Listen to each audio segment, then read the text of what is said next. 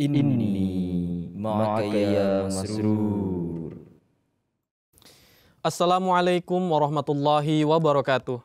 Pemirsa MTA dimanapun Anda berada, alhamdulillah senang sekali rasanya kita dapat berjumpa kembali dalam program Seruan Khalifah bersama saya Muhammad Arifin. Seperti biasa dalam program ini kita akan membahas atau mengulas kembali pidato, ceramah maupun khutbah yang disampaikan oleh Hazrat Khalifah Ayyadallahu Ta'ala bin Nasril Aziz. Dan pada episode kali ini kita akan mengulas kembali khutbah Jumat yang disampaikan oleh Hazrat Mirza Masroor Ahmad Khalifatul Masih Al-Khamis Ayyadallahu Ta'ala bin Nasril Aziz pada tanggal 3 Desember 2021 yang beliau sampaikan di Masjid Mubarak Islamabad, Tilford, UK. Dalam khutbah kali ini beliau membahas berkenaan dengan Hazrat Abu Bakar. Sebelum kita menyapa narasumber yang ada di studio ini, terlebih dahulu saya akan membahas secara garis besar berkenaan dengan biografi Hazrat Abu Bakar. Nama asli beliau yang diberikan oleh kedua orang tua beliau adalah Abdul Ka'bah, yang mana di kemudian hari Rasulullah mengganti nama beliau menjadi Abdullah. Sedangkan Hazrat Abu Bakar sendiri merupakan kunyah. Bisa dibilang ini adalah nama julukan panggilan untuk beliau. Ayah beliau bernama Utsman bin Amir yang sering dipanggil Abu Kuhafah. Sedangkan ibu beliau bernama Salma binti Sakhr bin Amir yang sering disebut Ummul Khair. Hazrat Abu Bakar lahir pada 2 tahun 6 bulan setelah tahun gajah, kurang lebih tahun 573 Masehi. Dan kedua orang tua beliau mendapatkan taufik untuk menerima Islam. Baiklah, langsung saja di studio telah hadir narasumber kita, yakni Bapak Maulana Rahmat Hidayat Syahid. Langsung saja terlebih dahulu kita sapa narasumber kita. Assalamualaikum warahmatullahi wabarakatuh. Waalaikumsalam warahmatullahi wabarakatuh. Bagaimana Pak keadaannya hari ini Pak? Alhamdulillah, baik. Alhamdulillah. Alhamdulillah. Sebagaimana yang saya sebutkan tadi Pak, ini adalah khutbah Jumat yang disampaikan oleh Hazrat Khalifatul Masih Al-Khamis Ayyadallahu Ta'ala bin Nasril Aziz pada tanggal 3 Desember 2021. Ini membahas permulaan khutbah yang membahas berkenaan dengan Hazrat Abu Bakar Pak. Betul. Bisa diceritakan Pak, dijelaskan bagaimana kepribadian Hazrat Abu Bakar radhiyallahu an sebelum dan setelah masuk Islam Pak? Bagaimana beliau? Jazakumullah. Jadi sebagaimana yang sama-sama sudah kita ketahui bahwa rangkaian khutbah Hadrat Khalifatul Masih Al-Khamis Ayyadallahu Ta'ala bin Nasril Aziz berkenaan dengan para sahabat ini, khususnya para sahabat Badar, itu sudah bisa dibilang sampai kepada puncak ya di yaitu di sahabat Hazrat Abu Bakar radhiyallahu ta'ala anhu. Dan tadi sebagaimana tadi sedikit sudah disampaikan berkenaan dengan silsilah beliau. Jadi dalam khutbah yang disampaikan oleh Hazrat Khalifatul Masih pun di sesi yang pertama ini ya, karena ada sesi-sesi yang lain berkenaan dengan biografi Hazrat Abu Bakar ini. Di sesi pertama ya bisa dibilang isi khutbah beliau ini berkenaan dengan silsilah keluarga, kemudian karakteristik beliau termasuk ciri fisik beliau dan sebagainya. Ya, jadi belum sampai kepada pekerjaan-pekerjaan besar beliau dan bagaimana kiprah beliau di dalam Islam secara umum.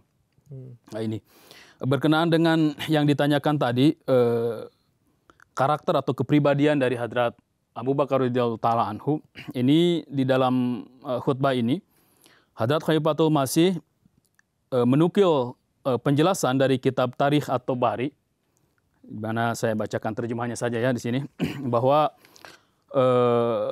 Hadrat Abu Bakar ini merupakan sosok yang baik itu bukan hanya setelah memeluk Islam ya, tapi sebelum memeluk Islam pun, pra-Islam pun beliau ini merupakan sosok yang kepribadiannya ini sangat agung dan diakui gitu.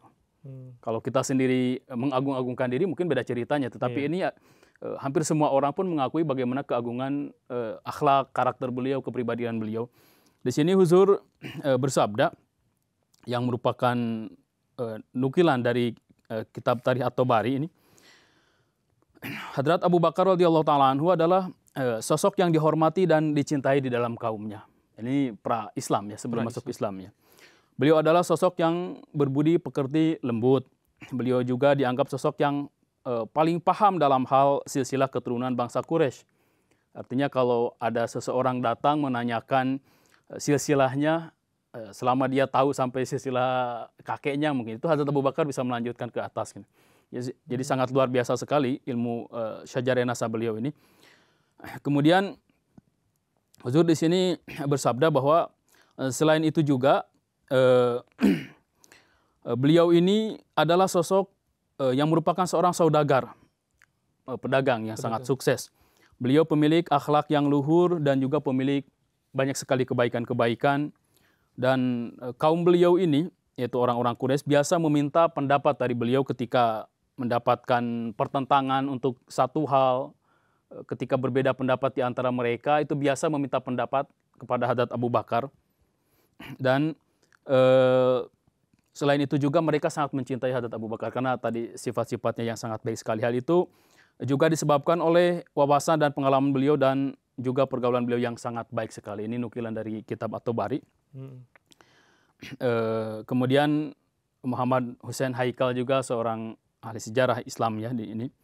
Beliau pun menyampaikan bahwa kebiasaan orang-orang, salah satu kebiasaan orang Arab itu adalah berdagang. Demikian juga dengan Hazrat Abu Bakar pun pada saat itu beliau pun berdagang pakaian, dan beliau dengan sangat cepat menjadi seorang saudagar yang sangat sukses. Dan beliau di sini sampaikan bahwa faktor penyebab kesuksesan beliau dalam berdagang adalah beliau merupakan figur yang sangat menarik hati dan juga akhlak beliau yang sangat mulia. Jadi karena kepribadian ya, karena kepribadian orang tertarik dengan beliau, meskipun mungkin saingan berdagang beliau banyak itu, karena hal itu adalah hal yang umum ya, banyak sekali orang yang melakukan perdagangan seperti itu, tapi karena ketinggian akhlak beliau, kepribadian beliau merupakan orang yang sangat menarik gitu ya, sangat menarik, sehingga orang-orang pun senang untuk bertransaksi, berjual beli dengan beliau, sehingga usaha beliau sangat maju sekali. Dan Muhammad Hussein Haikal juga menjelaskan bahwa ketika Rasulullah SAW ini diutus sebagai Rasul, pada saat itu harta yang dimiliki oleh Hadrat Abu Bakar, harta bersihnya itu kurang lebih 40.000 dirham, mungkin miliaran ya, puluhan miliar mungkin kalau saat ini. Dengan uang tersebut, uang yang sedemikian banyaknya ini, setelah beliau masuk Islam itu, beliau gunakan sebagian besar itu untuk membebaskan para budak. Digunakan untuk membantu orang-orang Muslim hingga ketika beliau tiba di Madinah saat itu, harta yang tersisa itu hanya tinggal 5.000 dirham. Jadi ketika beliau hijrah ke Madinah, yang ada di tangan beliau itu hanya 5.000 dirham tersisa. Artinya 35.000 dirham. Nah, ini bisa dibayangkan kan, ketika beliau masuk Islam digunakan, dan itu harta itu kan dijalankan terus. Keuntungannya itu digunakan untuk membantu kaum muslimin, memerdekakan budak dan sebagainya, sehingga ketika beliau hijrah dari Mekah ke Madinah itu yang tersisa di saku beliau itu tersisa 5.000 dirham. Hadrat Abu Bakar ini mendapatkan kedudukan tinggi di kalangan bangsa Quraisy. Ya, ini disebabkan oleh kelapangan harta dan akhlak mulia beliau. Kelapangan harta ya, selain memang kaya raya juga beliau senang membantu, meringankan beban orang lain dan sebagainya dengan hartanya itu. Jadi kelapangan ya bukan semata-mata banyak rezekinya saja, tetapi harta itu betul-betul dibagikan, digunakan untuk membantu orang lain, dan juga akhlak mulia beliau. Kemudian selain itu juga Huzur di sini sampaikan bagaimana ya karakter beliau ini, bahwa beliau juga termasuk di antara tokoh pemimpin Quraisy dan gagasan beliau sangat diandalkan oleh mereka. Artinya pendapat-pendapat beliau, pikiran-pikiran beliau tentang berbagai macam hal itu sangat dipertimbangkan dan juga diterima, rata-rata jarang yang protes.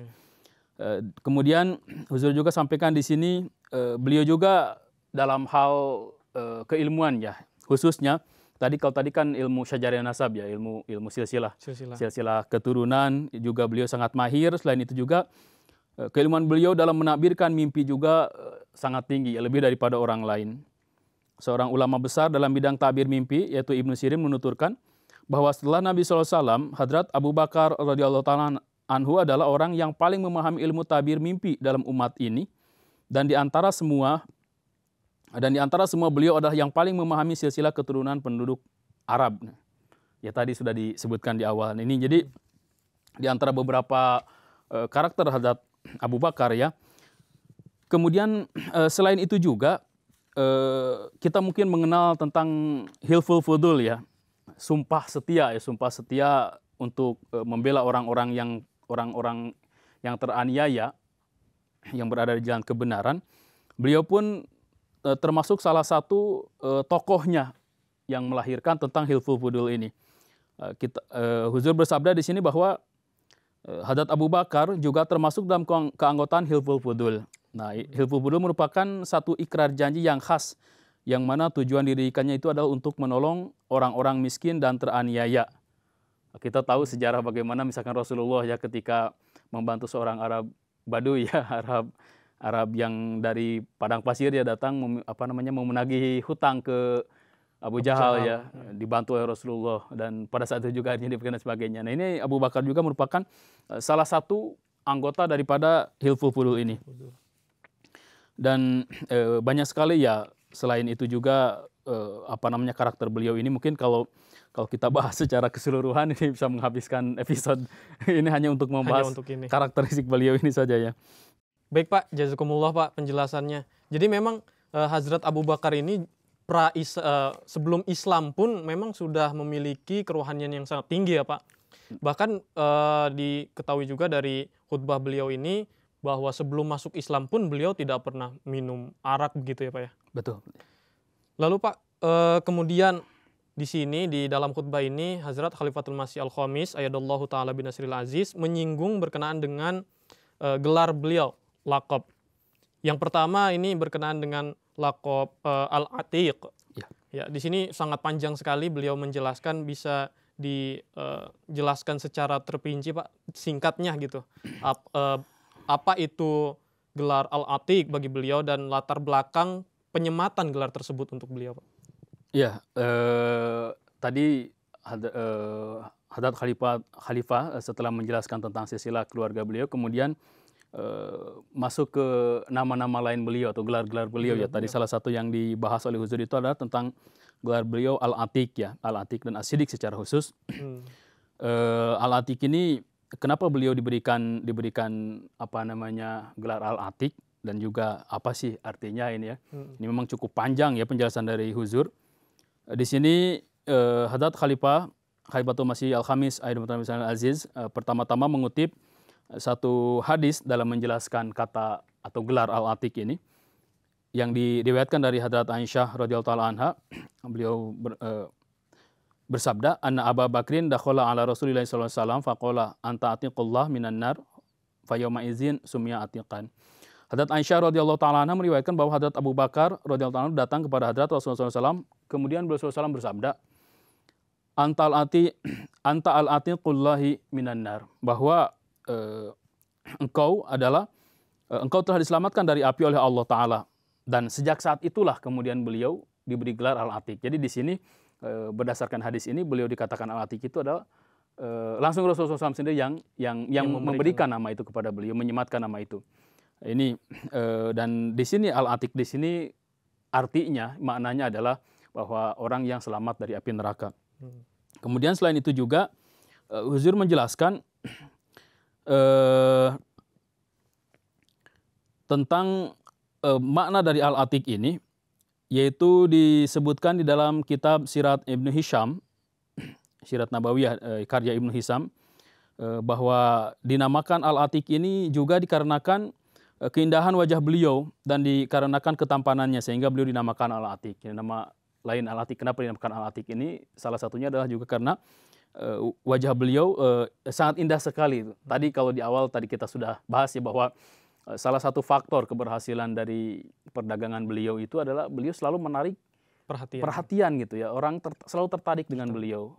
Nah ini, jadi memang beliau memiliki wajah yang tampan sehingga dinamakan Al-Atiq. Kemudian Huzur juga di sini menyitir bahwa asal mula kenapa beliau ini digelari Al-Atiq, yaitu bahwa Al-Atiq artinya itu salah satunya adalah Al-Hasan, yaitu yang memiliki sifat-sifat yang indah. Nah, seolah beliau diselamatkan dari celah dan aib. Jadi diselamatkan dari segala macam kekurangan. Nah, kalau tadi fisik ya. Kalau di sini sifat ya, artinya akhlaknya. Tadi kita juga sudah bahas di awal bahwa beliau itu memiliki akhlak yang luhur dan agung itu bukan hanya setelah memeluk Islam saja, bahkan sebelum itu pun tadi sudah disampaikan juga, bahkan tidak pernah minum arak, tidak pernah menyembah berhala, tidak pernah bersujud kepada patung berhala dan sebagainya. Ini juga salah satu alasan beliau diberikan nama Al-Atiq, yang menyebutkan tentang pemberian gelar Al-Atiq kepada beliau ini, yaitu bahwa beliau disebut Al-Atiq dikarenakan tidak ada anak dari ibunda beliau yang masih hidup. Artinya wafat terus gitu ya. Ibunda beliau bernazar bahwa jika beliau memiliki anak, maka akan menamainya Abdul Ka'bah dan mewakafkannya untuk Ka'bah. Nah, ketika beliau tetap hidup dan menjadi seorang pemuda, nama beliau menjadi Al-Atiq, seolah-olah beliau diberikan keselamatan dari maut. Ini arti lain dari Al-Atiq ya, itu ya mungkin hal yang umum ya di kita ya, biasa ketika anak pertama meninggal, anak kedua meninggal, anak ketiga meninggal, biasanya orang tua itu dengan sendirinya secara ini akan bernazar, kalau anak saya tetap selamat nanti saya kasih nama selamat lah atau apalah gitu kan. Nah, ini ada juga yang berpendapat seperti itu, bahwa latar belakang penamaan Al-Atiq itu karena di antara saudara-saudara beliau ini beliau adalah yang hidup gitu, yang tetap hidup sampai dewasa. Berbagai sebab julukan Al-Atiq menurut sebagian orang juga dikarenakan dalam nasab atau silsilah keturunan beliau ini tidak ada suatu hal yang menyebabkan beliau dijelek-jelekan. Artinya silsilah beliau itu silsilah yang baik. Sehingga baik itu putra-putra beliau maupun ke atas ya, silsilah ke atas, sehingga tidak mungkin orang itu menyebutkan sesuatu yang buruk tentang beliau karena dilihat dari silsilah beliau sangat baik gitu. Ini pun artinya selamat juga ya, selamat dari hal-hal yang tercela, dari kekurangan dan sebagainya. Nah ini kemudian ada lagi yang terakhir mungkin di sini yang Huzur sebutkan tentang arti dari kata Al-Atiq yang disematkan sebagai lakob ya, sebagai gelar dari Hadrat Abu Bakar adalah yang artinya adalah yang lampau atau terdahulu. Alasan ini adalah karena dari sejak dahulu beliau seorang yang saleh. Nah ini yang beberapa kali kita sebut tadi. Dan juga senantiasa berbuat kebaikan. Jadi dulu juga selalu berbuat kebaikan, sekarang pun apalagi kita setelah menerima Islam. Nah ini demikian juga dikarenakan beliau paling awal dalam menerima Islam dan juga unggul dalam kebajikan, maka beliau diberi gelar Al-Atiq. Terdahulu paling unggul ya, dalam pengertian paling unggul, dalam konteks paling unggul. Beliau orang yang paling pertama menerima Islam dari kelompok beliau tentunya ya. Dan juga merupakan dalam hal kebajikan juga merupakan orang yang paling unggul juga. Mungkin kita nanti akan dengar lagi ya di khutbah selanjutnya mungkin bagaimana ketika Huzur Hadrat Rasulullah SAW meminta para sahabat untuk mengorbankan harta, beliau membawa seluruhnya. Semuanya. Tidak ada yang bisa melampaui beliau ini. Di antara alasan-alasan kenapa beliau ini digelari Al-Atiq tadi. Jadi banyak sekali ya Pak maksud dari diberikannya gelar Al-Atiq ini kepada beliau. Betul. Selain beliau juga diberikan gelar Al-Atiq ini langsung dari Rasulullah SAW, bahwa beliau ini adalah orang yang diselamatkan dari api neraka. Di sisi lain arti Al-Atiq ini juga tampan, wajah beliau yang menarik, kemudian sifatnya juga akhlaknya, dan terdahulu dari dulu juga orang yang soleh gitu. Betul. Kemudian Pak, gelar kedua yang Huzur bahas di sini adalah Siddiq. Bisa dijelaskan Pak bagaimana sifat Siddiq ini beliau peroleh? Mengapa sifat Siddiq ini beliau peroleh dan apa alasannya gitu? Memang dibandingkan dengan gelar Al-Atiq ya, bahwa gelar As-Siddiq ini yang lebih banyak orang sebut ya. Menonjol. Dan mungkin dalam banyak literatur pun kita lebih banyak membaca Abu Bakar As-Siddiq gitu ya. Abu Bakar As-Siddiq itu baik itu ya dalam berbagai macam literatur lah. Nah, ini memang tidak serta-merta juga bahwa gelar ini tiba-tiba disematkan pada beliau, adalah latar belakangnya.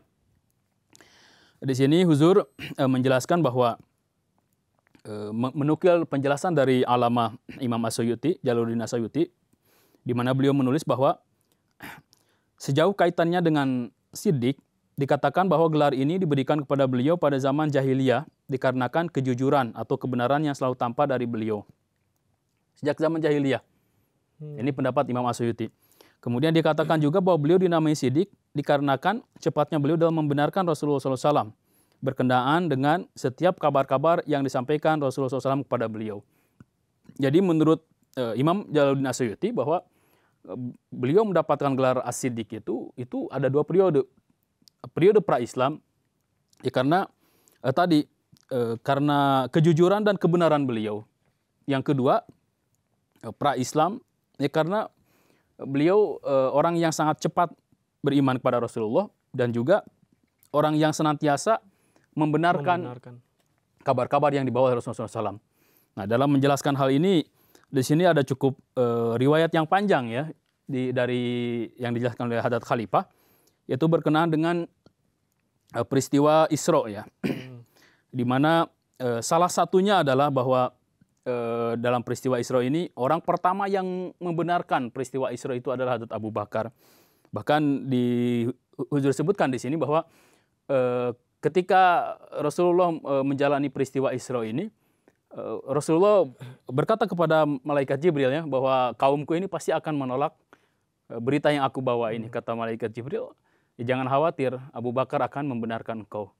Jadi ketika ini kan peristiwa luar biasa ya. Ketika itu terjadi, mungkin orang terbagi kepada 3 golongan ya gitu. Ada golongan yang langsung membenarkan Abu Bakar, ada golongan yang ragu ya, ada golongan yang memang langsung menolak gitu.